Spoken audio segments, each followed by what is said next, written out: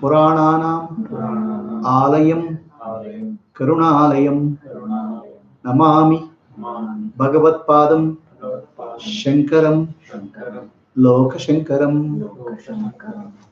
Continuing our contemplation on Mandukya Karika, Sri Gaudapadacharya says, Gaudapadacharya has spent quite a bit of time in discussing about Ajativada. There is no creation. Okay, he took various philosophical systems and tried to prove that the world is not created. Finally, what we are saying about the world is the world appears, that we are not denying. It is available for experience. Okay, world appears, it's available for experience, but its existence is not there. The world doesn't exist. Okay, and there is no creation. The world is not created. So these are the four aspects of the world. The appearance of the world is accepted. The experience of the world is also accepted. But what is not accepted, what is denied is the creation of the world and existence of the world. World doesn't exist. If the world has to exist, first I have to exist. My existence links the existence of the world. I have to be aware that the world exists. Okay, I exist before the world exists. So this is the conclusion. Now, depending on the different acharyas stress one aspect of these. They don't stress all the aspects. Sri Shankaracharya stresses on the appearance of the world, rather than he doesn't discuss too much about the non-creation of the world. The world is not created. He doesn't describe too much, simply because for many people it becomes very hard to digest that the world is not created. Okay, the world is not created. It is difficult for many people because they are experiencing it. So Sri Shankaracharya focuses on appearance of the world. Then he says appearance is not real, but he doesn't focus on creation aspect of the world. Right? You can take any aspect and focus on that, whereas Gaudapadacharya so far focused on non-creation of the world. World is not created. Shankaracharya takes the same thing, but he says focus on the appearance of the world. He doesn't focus on the creation of the world, because it becomes difficult for the people to accept.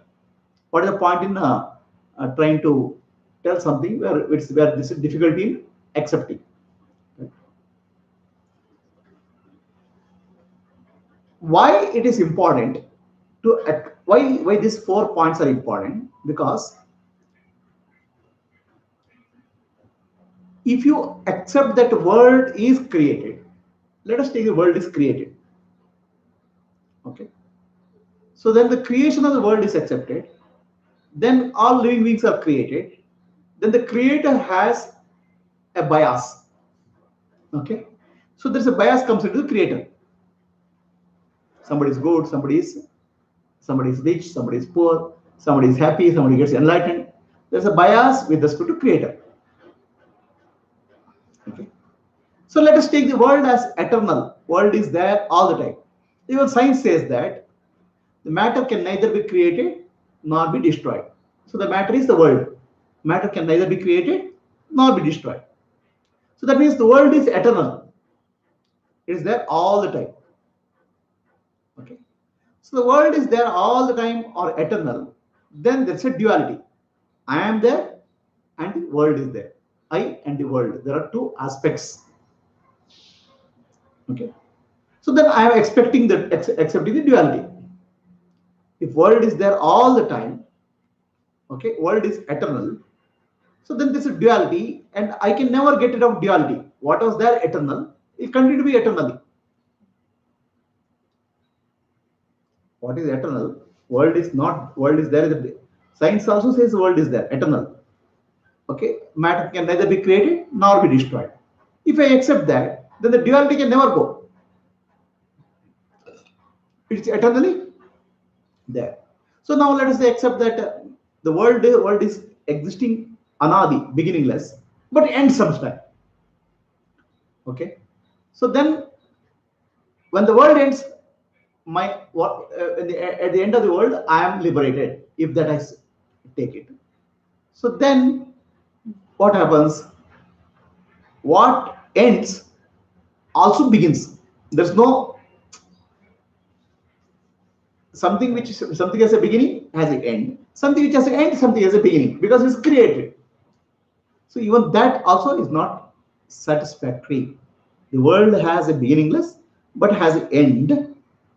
Then at the end of when the world ends, maybe because of jnana, with the wisdom, this is the end of the world. Then I get enlightened or liberated, jivan mukti. Then there is a problem in that because this because it's happening because jivan mukti or liberation is happening when the world ends through jnana. So then there is also beginning. It can come back again. What has a death also has a birth. What has a birth also death. That means I can never get out of the samsara.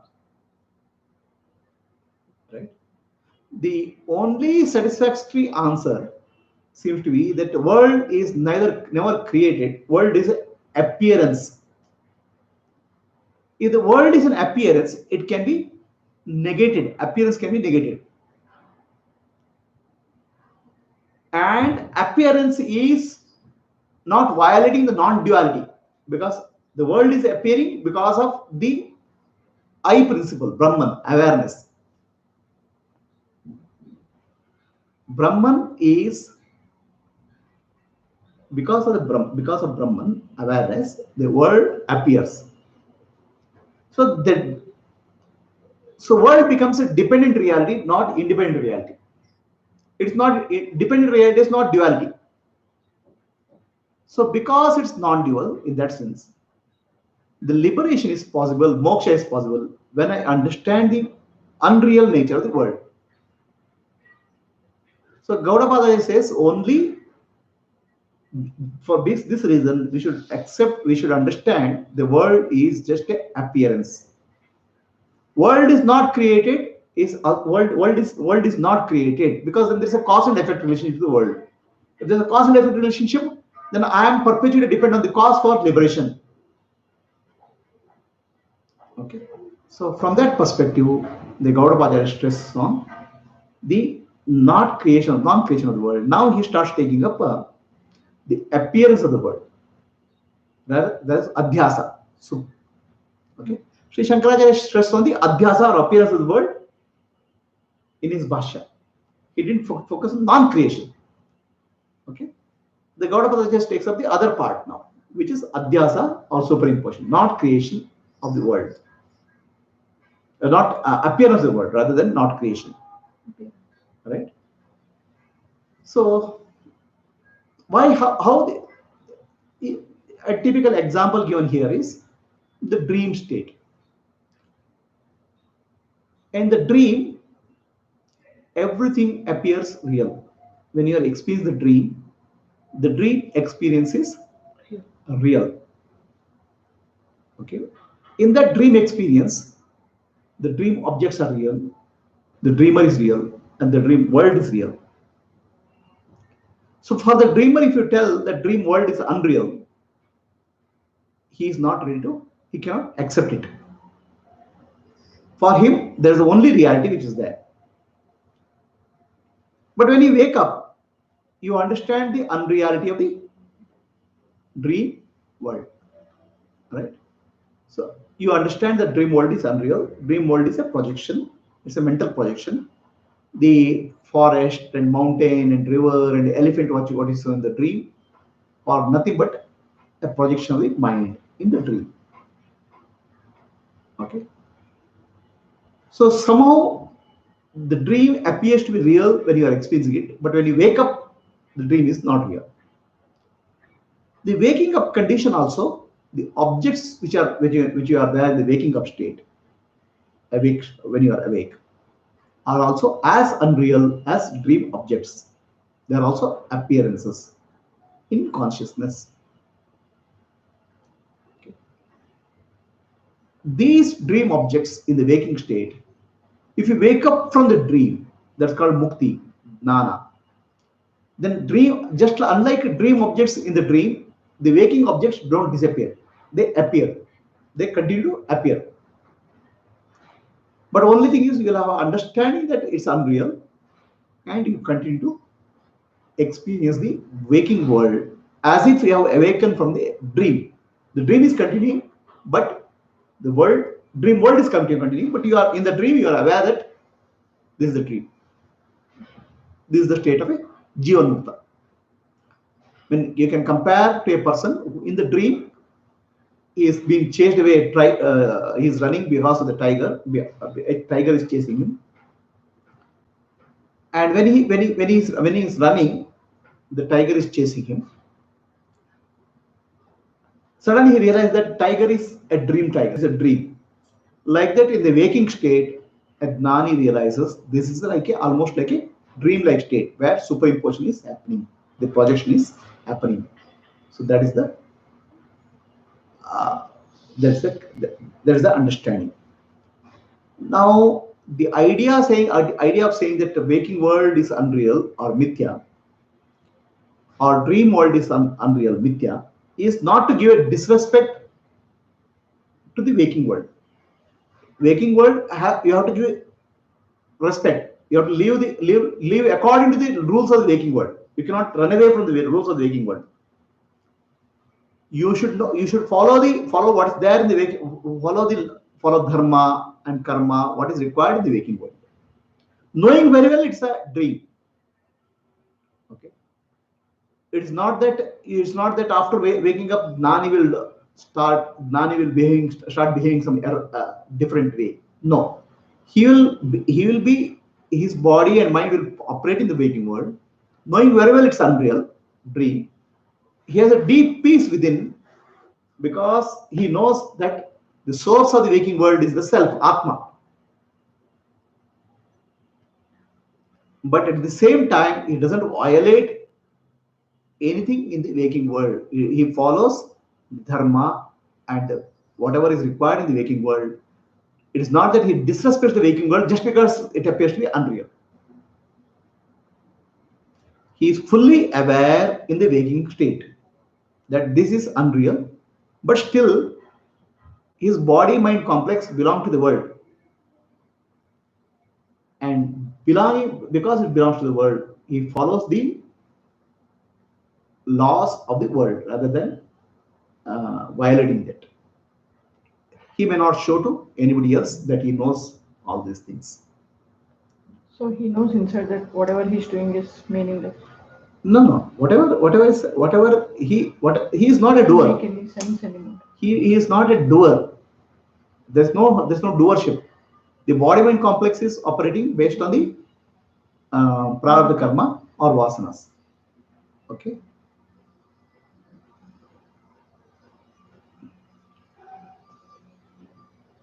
When I say the waking world is unreal, the appearances are unreal. The world itself is real. The world itself is satyam. It's the self.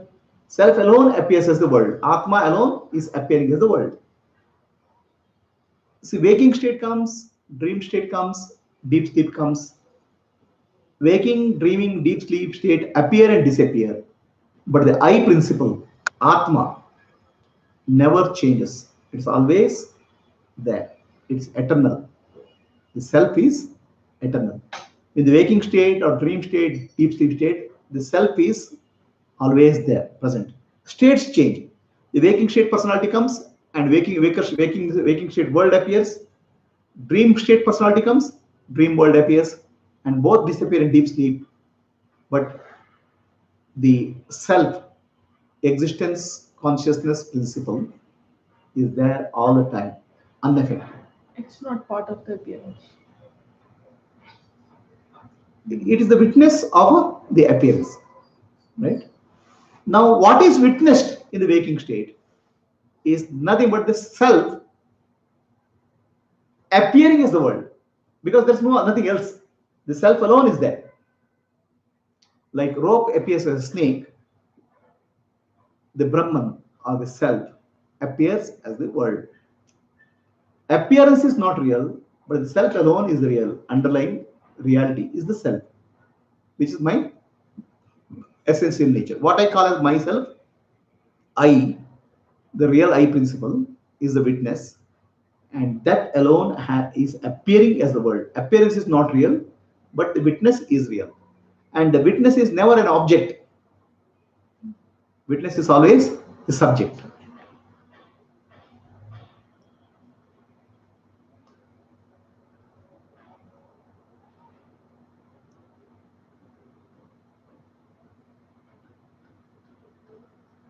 This is actually shloka number 31 to 39.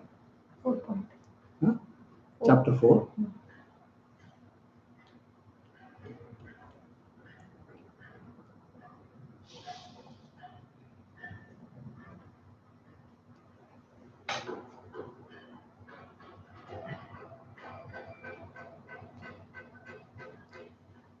The waking world is a projection, just like a dream world is a projection. The waking world is a projection by the power of Atma called Maya Shakti. The Maya is the power of the consciousness, Atma, the self. The dream state is the power of consciousness, again called Nidra Shakti. So both are projections. And one who is projecting the self is unaffected, unchanged by projection, underlying reality. Now we'll have a doubt. Okay. Waking state world seems to be independent of me. Right? The feeling that the waking world is independent of me.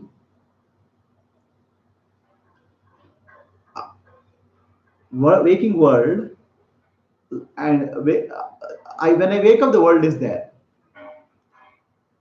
So when I die, also the world will continue. There are people in the world, and the whole world will continue. It is not depend on me, but I am dependent on the world. This feeling is what is there for us. When here you are associating, when you say I am, you are associating the body and mind. Okay, body and mind also is a part of the world. When you wake up in the morning, the world appears along with your body. If there's no body, there's no world. The body and the world appear together, and when the body disappears, the world also disappears.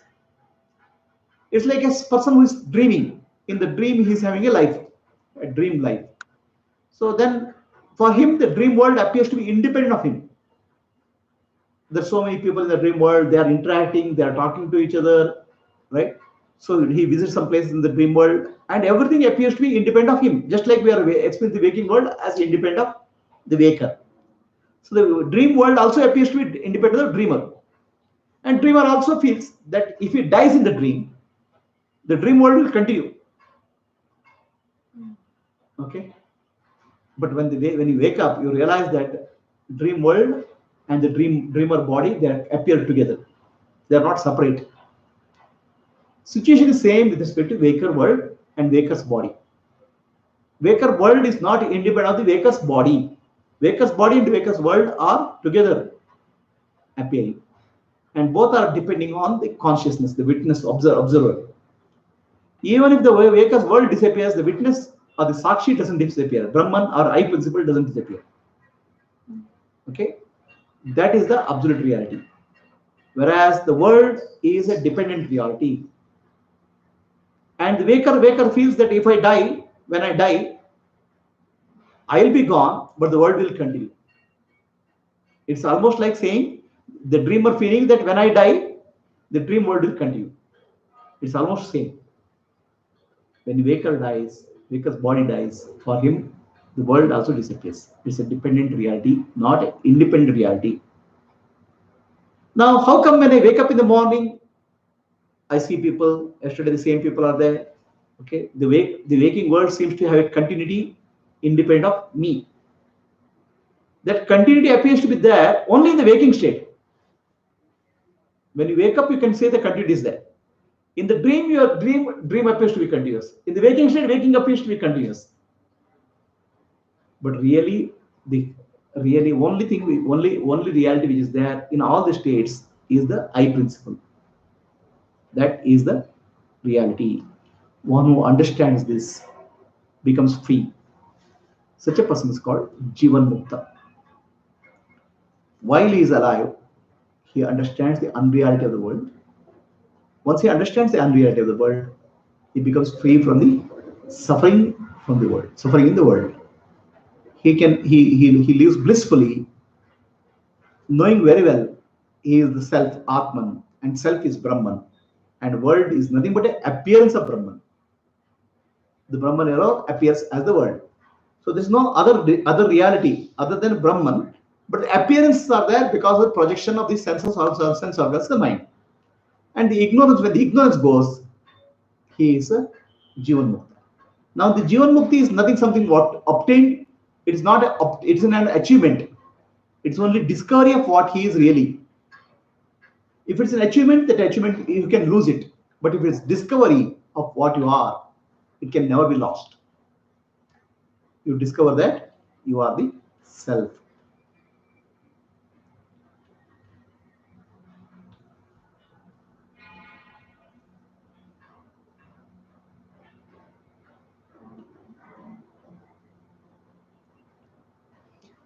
So here Gaudapada is taking adhyasavada or superimposition. Like a rope is like a snake is superimposed on the rope. The world is nothing but superimposition on awareness, Brahman. What you are experiencing is nothing but Brahman in the form of the world. World is appearance.